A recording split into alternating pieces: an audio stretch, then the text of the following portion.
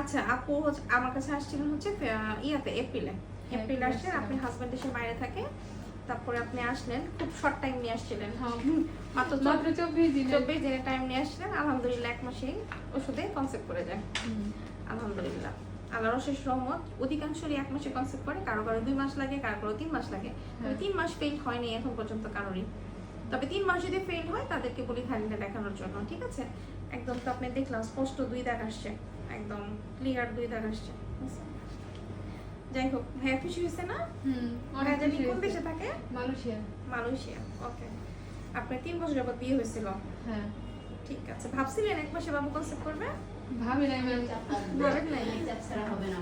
আচ্ছা, এখন কি মনে হইতেছে যে এই যে ভিডিও দেখে আসছিলেন 1 মাসে সবার কনসেপ্ট করে, তখন মনে হয়েছে যে এটা স্বপ্ন আসলে কি 1 মাসে মনে হয় আসলে মনে হয়েছে ম্যাম, কিন্তু যখন নিজে কনসেপ্ট করছি তখন ভাবলাম আসলেই সত্য। আসলেই সত্য, সেটাই। ঠিক আছে।